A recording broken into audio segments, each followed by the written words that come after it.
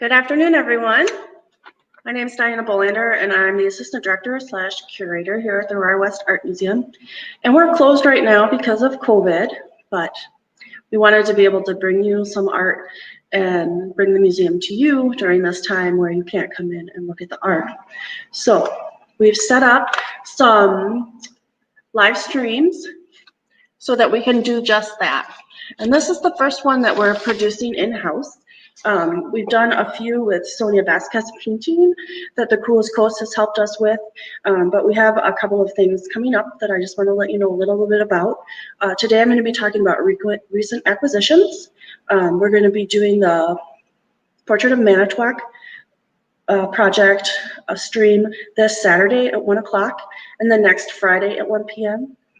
On Wednesday, November 5th, I'll be doing another one of these where I talk about the doll collection in the museum's collection. So that'll be exciting, and I'll get to learn a lot along with you.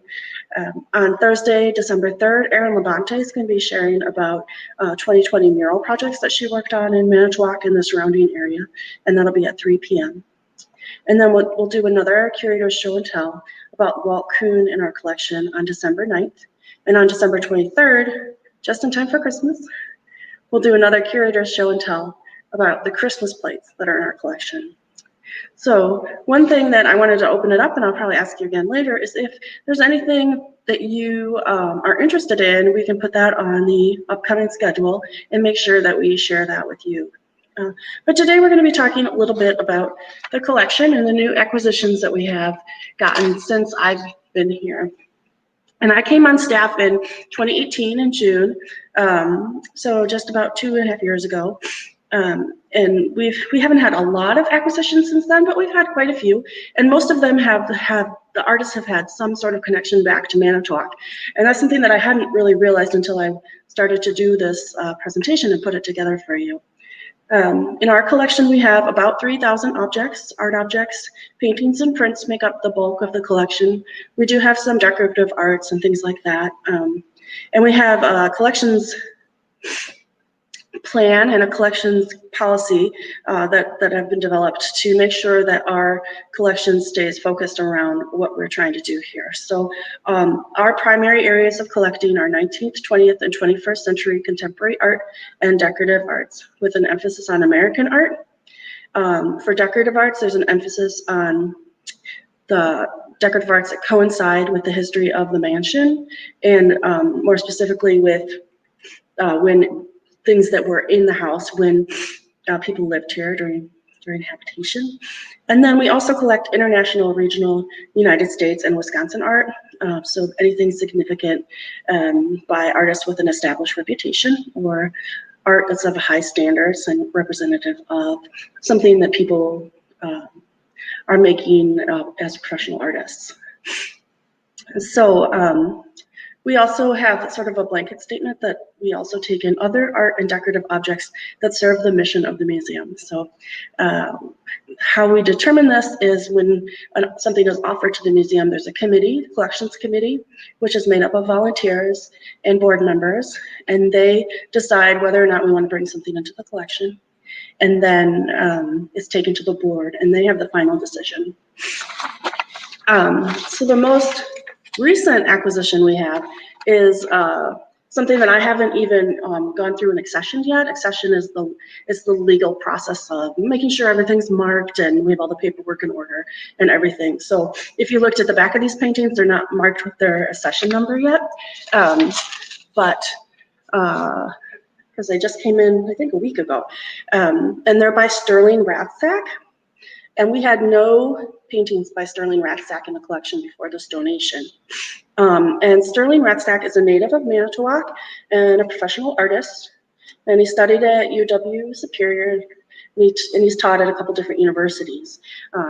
He's 73 years old, and he contacted us because he's looking to disperse his collection and make sure that some of it ends up in public collections where people can learn from it and things like that. And he offered us, I think, about 20 paintings that we had to pick from, and most of them were narratives about his life, so they're autobiography. And the three that the collections committee chose are mostly representative of him from his birth to age 18. And then there's one that's a little bit later. So I'll start with this painting that's right next to me. I'm gonna pick it up and show you. No, I'm gonna use my phone.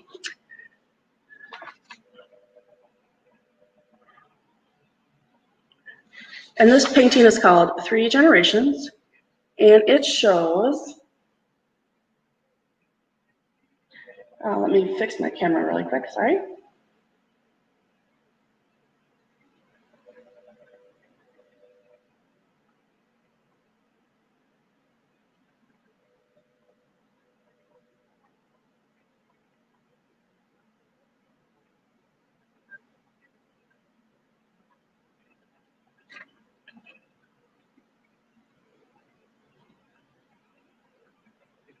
Have to make it facing back.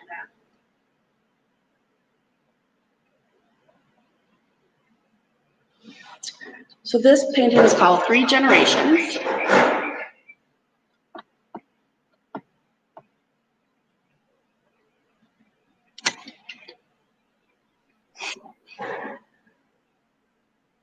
Here it is here.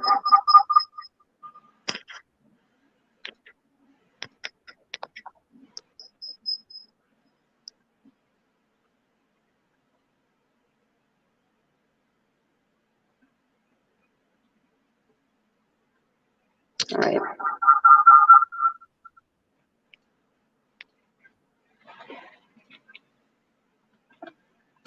So this painting is called Three Generations, and it shows his dad, Sterling Ratzak Sr., and his grandfather, Walter Ratzak, and him after fishing. Their family always tried to go fishing when they were in Wisconsin, and the dad always found time to fish with his father and brothers, either in Lakes Manitowoc or up north.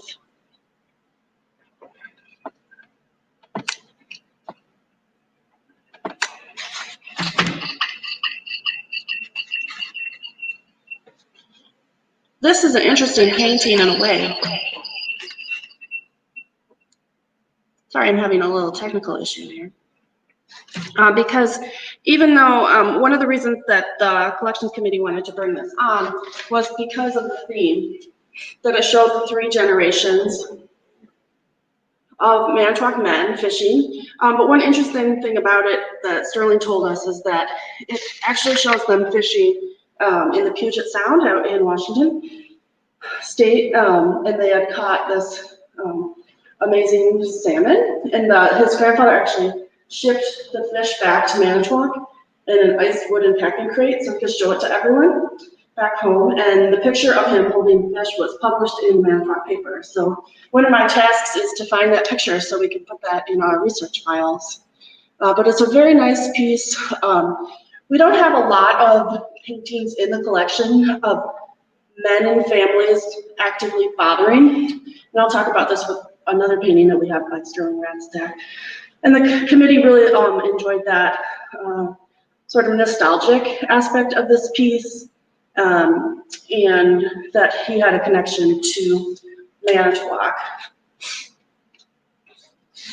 And Sterling's father was, I believe, in the Air Force, so they moved around a lot, and that's why they were out in Washington and fishing out there. The next piece also has a connection to fatherhood.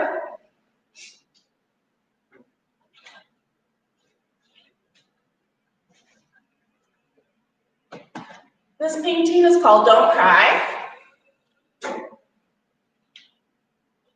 You can see it's pretty large. It's about 50 inches tall.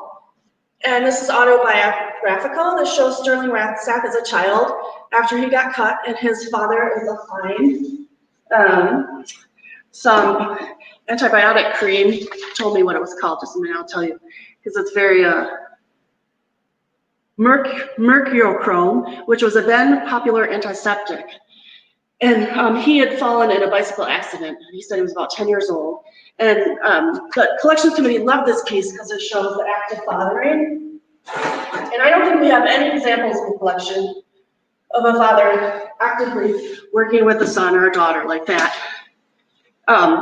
And Sterling even says that his father, like a lot of men of his generation, stood back a bit from child rearing and was gone for extended periods in his childhood because of his role in the military, but that he was very good in emergency because that was something he was trained to handle. So here's a little bit insight into this family. And that would have been here in Manitowoc when he was growing up. And Sterling Ratzak created this painting in 1988. We have 3 paintings that were donated by Sterling Ratzak. The third is a little bit smaller. It's a self-portrait that he did of himself when he was about 40 years old.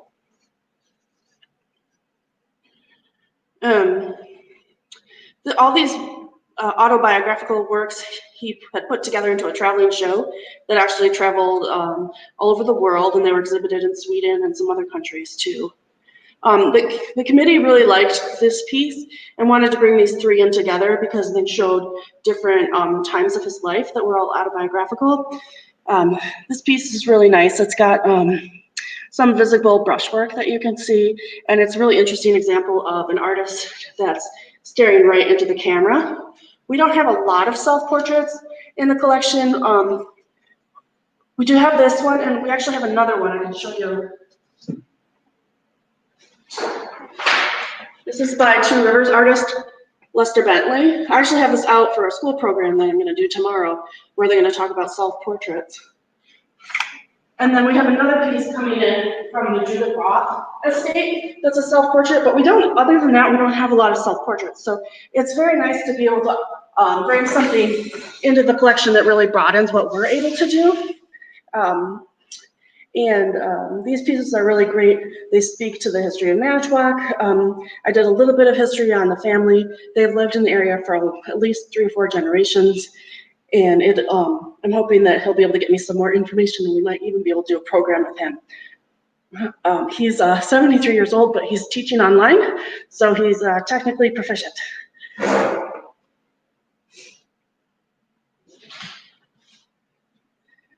The next piece we have is by Bruno Ernst, and it's a small painting, watercolor painting of a hummingbird.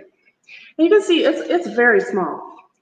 And we have about 52 works in our collection by Ernst, but we did not have any hummingbirds. And let's see. Here are some examples of pieces we have in our collection. These are very typical of Bruno Ernst. He was born in Manitowoc in 1873, and he moved to Milwaukee in the 1890s. And he had a job making reproductions of old masters' works.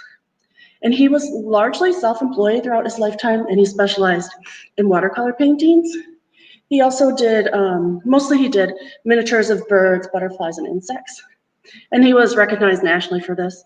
I know the family that lived at the Pabst Mansion had some up, and he was very well-to-do in Milwaukee.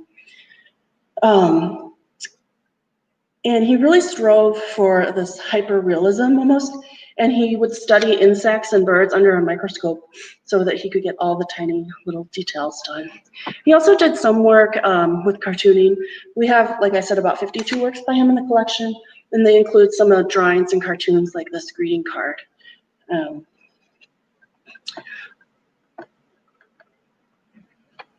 So the committee was very excited about this piece because although we do have lots of birds, we didn't have any hummingbirds. And so it's really nice. It's very small. As you can see, my hand is right here, just a few inches tall and wide. And this was a gift from the Shirley M. Jacob estate.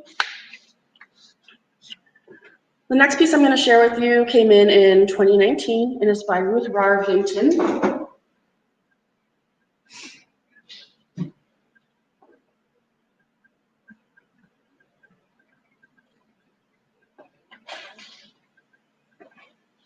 It's a watercolor, and it's called Broken Window. Ruth Rahr-West was the niece of the Rahrs that lived in the mansion here. And in, I think it was 2005, the museum had an exhibit of her work that went through her journey as an artist. She's probably best known as a watercolorist, but has worked in some other medium as well. We have 2 other works by her in the collection, a watercolor of butterflies and a bronze bust. And actually, on the docket for this month's collections committee is another work by her that's an oil.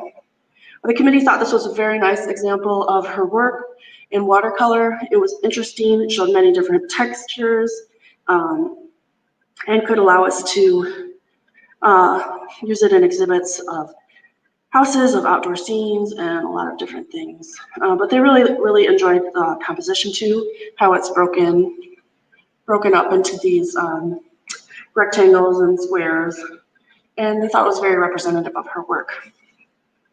We're very lucky because we actually have the daughter of Ruth Rahr-Vinton on our collections committee. She's really involved in the museum and does a lot with the Friends organization. So she's been able to really let us know what's representative of her work and what's not, and it's nice to have that built-in expert sometimes when you're dealing with a local artist.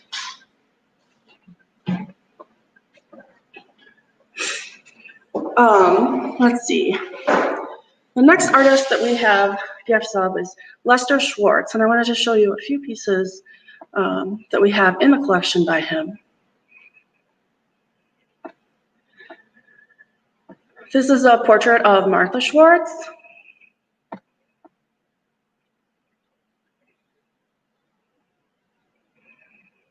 It's pretty large, it's 30 by 40 inches, and it was given to us by the artist himself. This is another piece that was given to us. It's quite large, it's 92 inches wide. It's called Ballet Rehearsal, and these get exhibited pretty often. This piece is called Jazz in Blue, and it's an oil painting. And when we had an exhibit of Lester Schwartz's work in, I think it was, was it 2016? Our director, Greg, said that the family insisted that this work wasn't a Schwartz because it was so unlike his other work. But Lester Schwartz is a pretty important Wisconsin artist. He was born in Manitowoc in 1912, and he went to Lincoln High School, and he studied at the Art Institute of Chicago. And then he taught at Ripon College from 1944 to 1977, and he died in Ripon in 2006. So we were pretty excited when we were offered the next group of objects, and a woman named Susan Lewis offered to give these up to us in 2019. And I don't think any of them have been on exhibit yet, but they're kind of interesting pieces because they're from very early in his career. Susan's father was Norman Rice, and he was the head of the School of the Art Institute of Chicago when Lester Schwartz was a student there. So these, some of these pieces he bought directly from Schwartz when he was a student, so they really show his early work. And some of them are works on paper that are loose, and one is a large painting. I'll start with the painting. It's called Racetrack, and it's from 1936.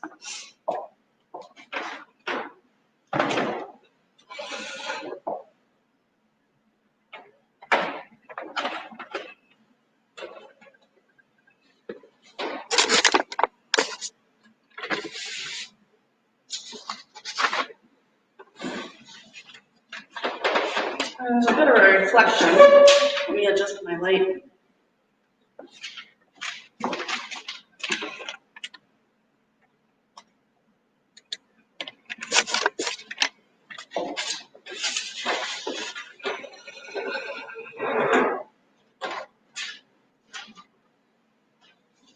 So this is gouache. This is like an opaque watercolor, and it's fairly large, and the frame is pretty sturdy. Might need a little bit of conservation work, but it's kind of interesting that Schwartz sold this work to Norman Rice for $12 to help finance a trip to Paris. So it's kind of an interesting piece. We haven't had a chance to exhibit it yet. I have to add a wire. There's no wire on it yet. But the committee thought this was really interesting, strong early work of Schwartz's that showed what his work was like as a student. And it's very different from those other pieces in the collection that I'm showing you.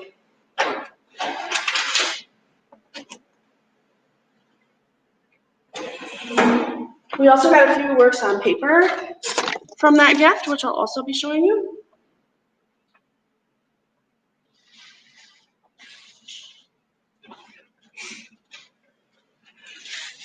The first is this ink drawing of a soldier in Paris.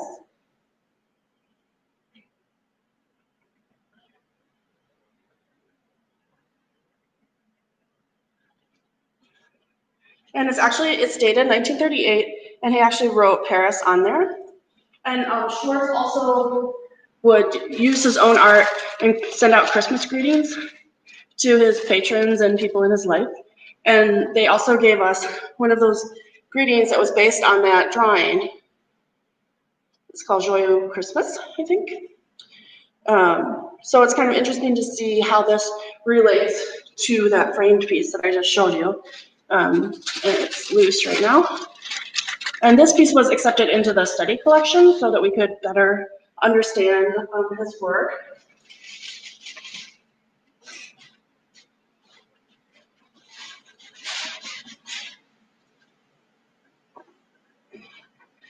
This is a nice piece by Lester Schwartz, another gift from Susan Lewis, and it shows a female nude reclining.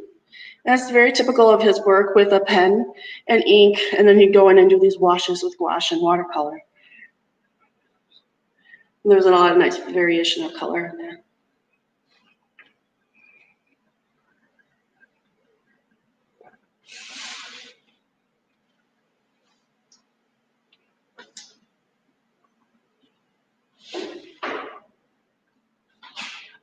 The next group of gifts we got was from Lee Berthelsen. And Lee Berthelson's father is an artist, Johann Berthelsen, and Lee helped organize an exhibit here of his work in 2014 because his father was from Manitowoc, and his mother and the Rahrs were first cousins. And he really feels this connection to Manitowoc and wanted to make sure that some of these ended up in our collection. So these pieces were included in that exhibit, but they were also gifted to us from Lee. The first piece is called Wisconsin Woods. Turn my light again.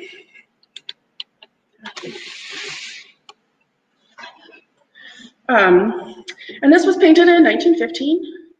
And Lee sent me some stories about these pieces, and he said that his dad always loved the snow. And Berthelsen, indeed, is very well known for his snow scenes, especially of New York City in the snow.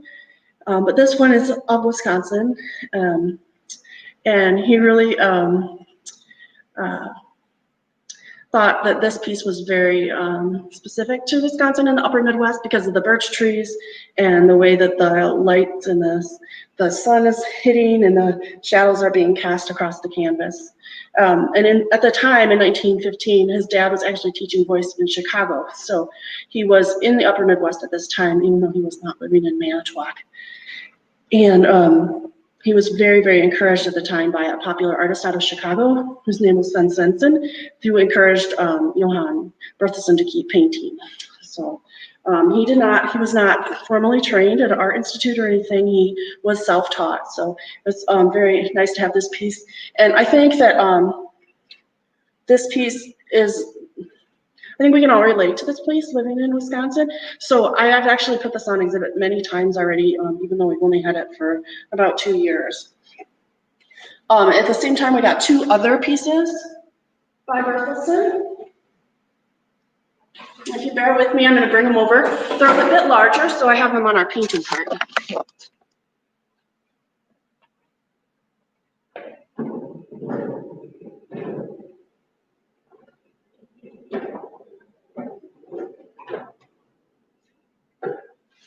You can't hold these ones up.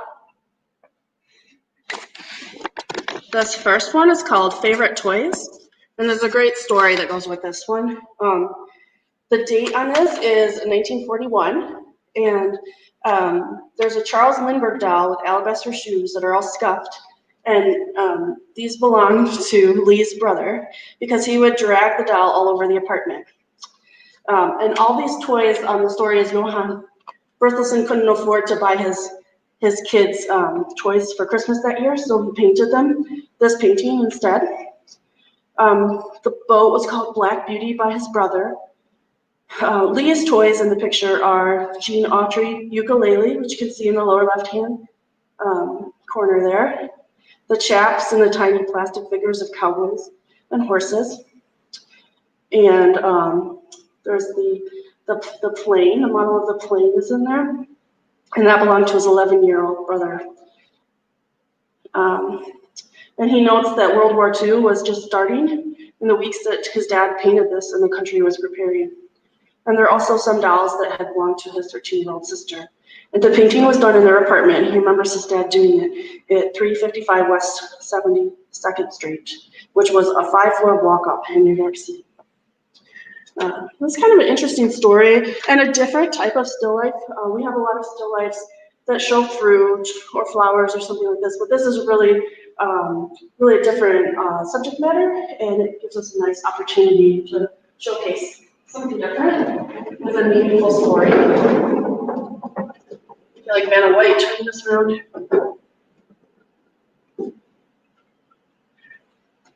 This is the third piece by Berthelsen that was donated in 2018, and it's called Pauper's Drive. And Johann painted this when he was in his 80s from memory. At the age of 12, he wanted to help his mother out when they were living in Manitowoc, and he was hired on as an assistant to the grave digger at Potter's Field in Manitowoc. And it stuck with him, and he painted this from memory. And he had a lot of memories of songs that he would sing when he was working, about bone rattling and things like that. It's an interesting painting. I have some pictures, if you'll excuse me for a second. In the spring, my coworker Melissa went to Potter's Field to take pictures and see if she could figure out where this was taken. And these are some pictures she felt. She felt like this tree was very reminiscent of the tree in the painting. So I'll show you the painting again. Compare it. You don't want to look at that chair though, do you?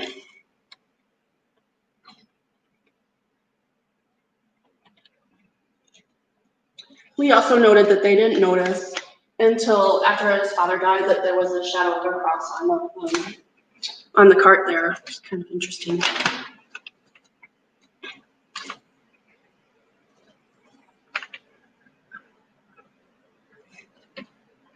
The last piece I wanted to show you is by Gary John Gressel, and we don't have any other works by Gressel in our collection. He has given us several things and has a great interest in art, and especially artists from Wisconsin. And so he gave us an assemblage, which is sort of like a 3-dimensional collage. So he goes and he finds found objects, things that are already out there, and he puts them together into an assemblage. And this is a very important art form for 20th century art. And since we didn't have any in the collection, we were very excited to get this for the collection. And Gressel was born in Manitowoc in 1943, and he taught art in all over Wisconsin after that. And he's very interested in art history in the 20th century. He self-describes as an artist and an activist. And this piece is very heavy, and it is on a cart, so I can show it to you. I actually have to thank Greg, my boss, for moving it for me today, because I went to move it and thought, no, that's not going to happen by myself. So please excuse this cinematography here.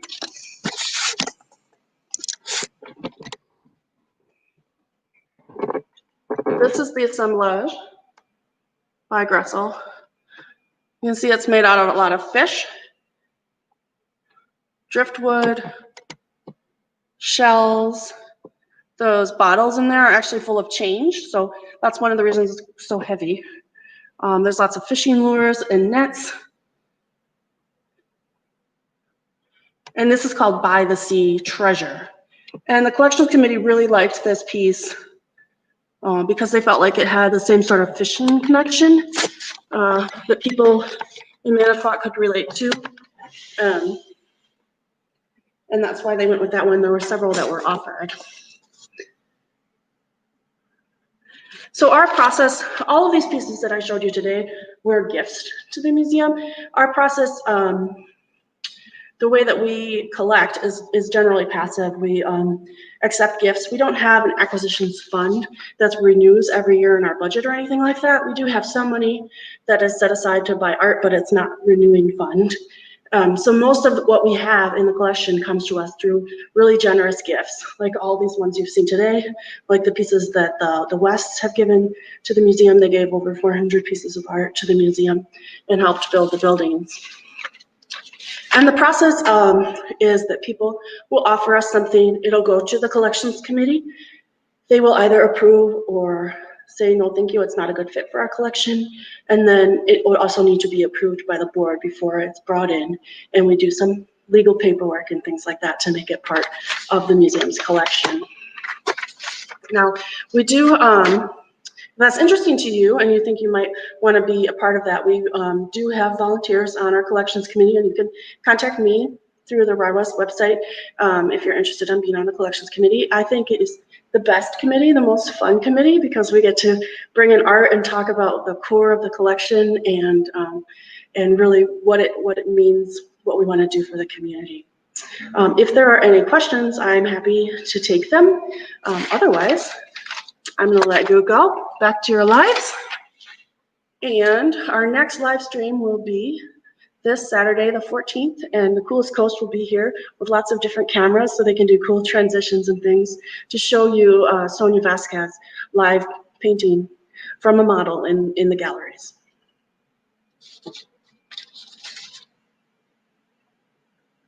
Thank you very much. Have a good day.